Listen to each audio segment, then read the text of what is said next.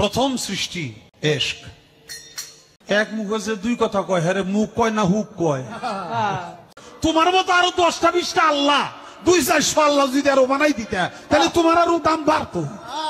এটা তুমি করলে না। আল্লাহ যদি 5 জন থাকতো, যদি 5 জন থাকতেন এই পৃথিবীর কিচ্ছু থাকতো না।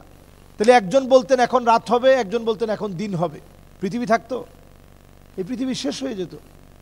কত বড় আহাম্মক হলে পরে। বাউল আবুল সরকার সম্পর্কে আমি আগেও বলেছি, এই সমস্ত বাউল যতগুলো আছে, বাংলাদেশের দীর্ঘদিনের একটা সংস্কৃতি আছে, এটা সত্য।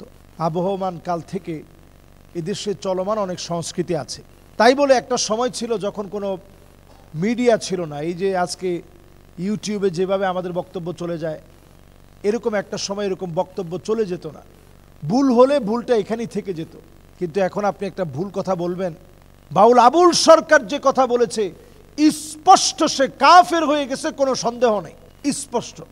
সে বলছে আল্লাহ যদি 5 জন থাকতো, নাউযু বিল্লাহি মিন যালিক, আল্লাহ যদি 5 জন থাকতো তাহলে আল্লাহ শক্তিটা বাড়তো না, আপনি একজন নিছেন কেন? নাউযু বিল্লাহি মিন যালিক। আপনি একটু চিন্তা করেন, হুনাকা দাউর ওয়া তাসালসুল, যদি 5 জন থাকতেন এই পৃথিবীর কিচ্ছু থাকতো না। নমিনেশন নিয়ে 2 জন মারামারি করতে করতে কি অবস্থা, নিজের দলের লোক আহত হচ্ছে, অনেক জায়গায় নিহত হয়ে যাচ্ছে। এবার চিন্তা করেন আল্লাহ যদি 5 জন থাকতেন, হুনাকা দাউর ওয়া তাসালসুল, তাহলে একজন বলতেন এখন রাত হবে, একজন বলতেন এখন দিন হবে, পৃথিবী থাকতো? এই পৃথিবী শেষ হয়ে যেত। কত বড় আহাম্মক হলে পরে নিজেরে মুসলিম বলে মনে করে অনেক বড় মারেফাতের দরজার মানুষ উনি। আসলে এরা মারেফাতের লোক না, এরা মাইরের পথের লোক। এদেরকে প্রত্যেক জায়গায় এখন বাধা দেওয়া দরকার। আগে আপনারা দিন শিখেন, তারপরে কথা বলেন। এরা দেখবেন আলেমদেরকে কিছু হলেই চ্যালেঞ্জ করে। আরেকটা আছে আনোয়ার, ওইটাকে এর আগে ওকে অ্যারেস্ট করা দরকার ছিল। সে আদম আলাইহিস সালাম সম্পর্কে যে নির্লজ্জ কথা বলেছে, যে আদম আলাইহিস সালাম লম্বাই ছিলেন এতটুক, আর ওনার পুরুষাঙ্গ ছিল এমন, নাউযু বিল্লাহি মিন যালিক।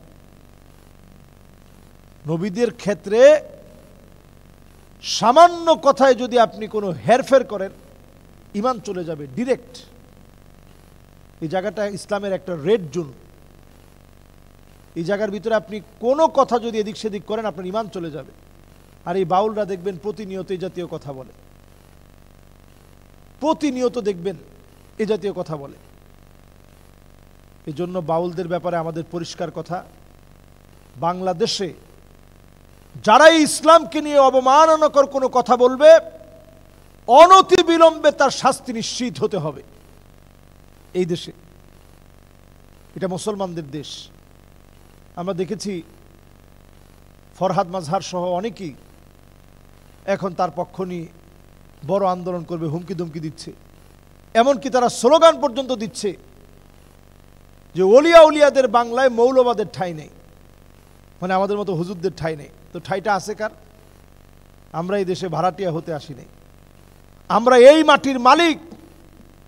এই মাটির চূড়ান্ত মালিক হচ্ছেন আল্লাহ রাব্বুল আলামিন। আলা লাহুল খালকু ওয়াল আমর।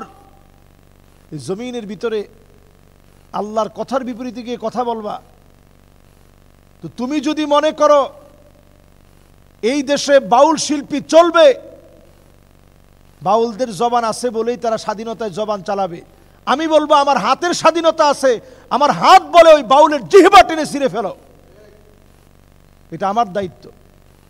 তুমি যেমন তোমার দায়িত্ব তুমি পালন করতে চাও, আমারও তো হাতের দায়িত্ব আছে। এই জন্য যত বাউল শিল্পী আছে এরা এই জমিনে ভূমিকম্পের আরেকটা কারণ।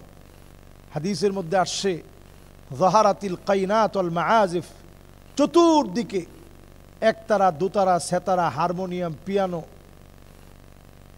এগুলো সব বেড়ে যাবে।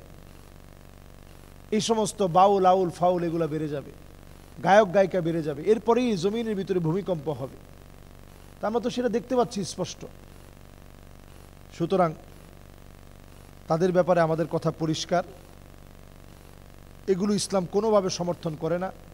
নবী আলাইহিস সালাতু ওয়াস সালাম তিনি বলেছেন, বুইসতু লিউকাসসিরাল মাযামির, আমি নবী এই দুনিয়ার মধ্যে আসছি সমস্ত একতারা, দোতারা, সেতারা এগুলা ভেঙে টুকরা টুকরা করে দেওয়ার জন্য। সুতরাং এই সমস্ত আউল ফাউলের সাথে আমাদের কোনো সম্পর্ক নেই।